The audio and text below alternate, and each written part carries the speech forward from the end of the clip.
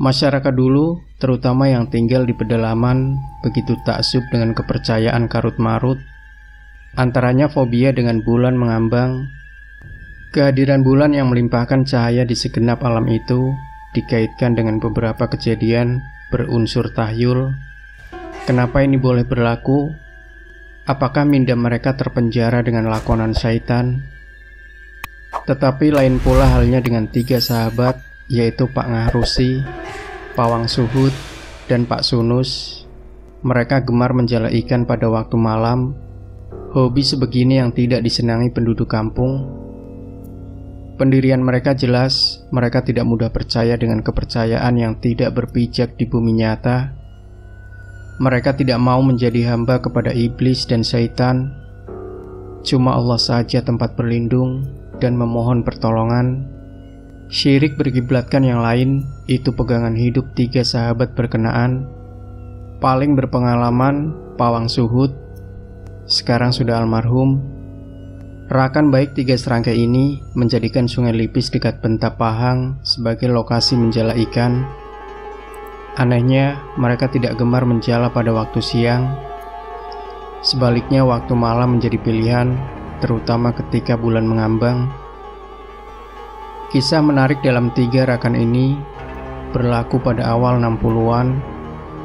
Sudah melewati setengah abad, namun Pak Ngahrusi yang kini berusia 70 tahun masih boleh mengingati peristiwa paling aneh pernah ditempuinya itu. Pak Ngahrusi yang pada masa itu tinggal dan bekerja di ladang budu mengenali Pawang Suhud agak lama juga.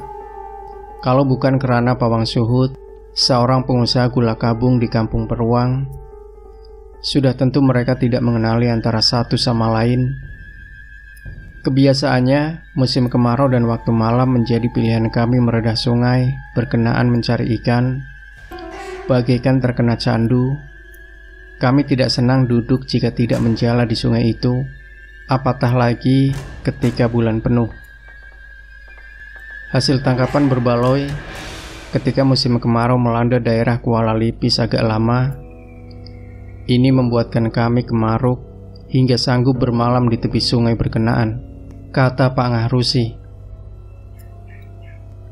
Pak Ngahrusi yang kini kembali menetap di Semeling, Kedah setelah pernah merantau di Benta selama hampir 10 tahun berkata, lokasi sekitar Jeram Besu terkenal dengan ikan seperti kenerap, sebarau, kaloi, baung, dan tengas karena arusnya agak deras selain berbatu.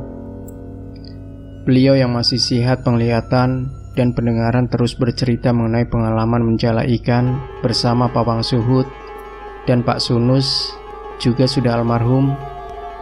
Pawang Suhud dan Pak Sunus yang tinggal di Kampung Peruang sanggup berjalan kaki sejauh kira-kira 6 km karena ketika itu belum ada jalan raya dibina di kampung berkenaan. Tanpa menggunakan lampu suluh karena bulan mengambang, 3 rakan bayi itu rancak menebar jala di lokasi yang paras airnya hanya paras lutut.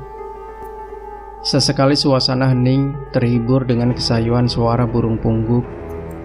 Hingga jam melepasi 10 malam, hasil tangkapan diperoleh lebih daripada cukup untuk dimakan.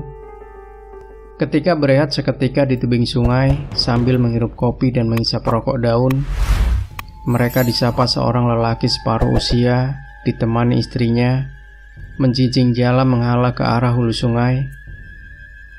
Mengisyaki sepasang suami istri itu mungkin penduduk kampung berdekatan. 3 sahabat terbabit tidak menghiraukan mereka berlalu dari situ. Mereka terus menghirup kopi O yang dicicah biskuit kering untuk mengalas perut. Ketika Pak Ngahrusi coba meninggalkan jala yang tersangkut di celah batu, dia terpandang beberapa biji limau purut terapung di suatu kawasan yang airnya agak tenang. Pawang Suhud yang sememangnya arif dengan perkara misteri mengarahkan kami buat tak tahu saja, sambil kami menjejak dari arah mana buah itu hanyut. Ketika sampai di suatu jeram yang airnya kurang deras, Pak Cik teruja apabila melihat kawasan itu diterangi cahaya, kerdipan kelip-kelip dalam bilangan yang amat banyak. Dalam suasana hening diterangi bulan purnama, kawasan itu terserlah indah hingga membuatkan kami seakan terpukau menyaksikan fenomena aneh itu. Pawang Suhud yang dapat menerima isyarat fenomena menakjubkan itu sekali lagi mengarahkan kami berdiam diri sambil memperhatikan perkembangan seterusnya. Cerita Pak Ngah Rusi lagi. Selama hampir setengah jam mereka memperhatikan kejadian itu.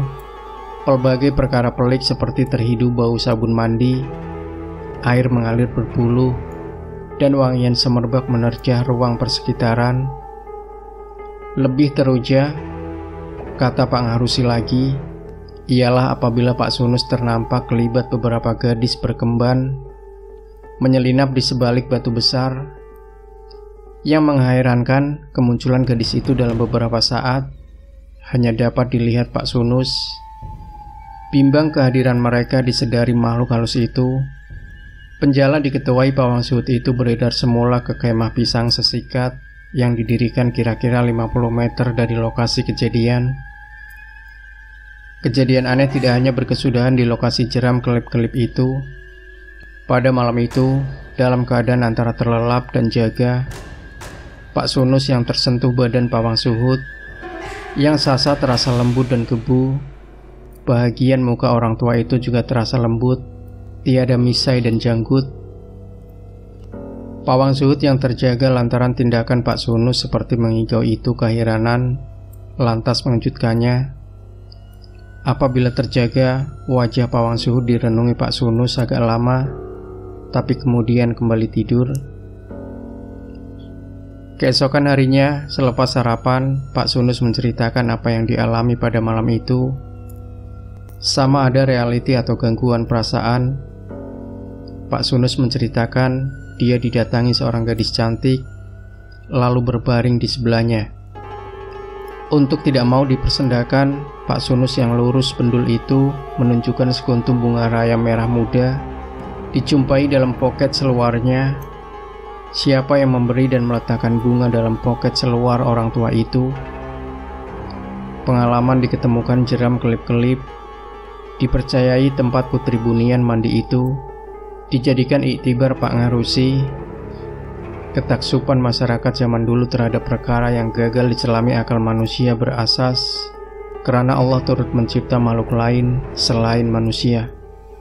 Menurut fahaman orang tua dulu, bulan mengambang sering dikaitkan dengan kejadian menyeramkan seperti langsuwir berkeliaran, anjing menyalak, menandakan ternampak makhluk halus, dan waktu digemari orang bunian atau pari-pari mandi di sungai atau air terjun.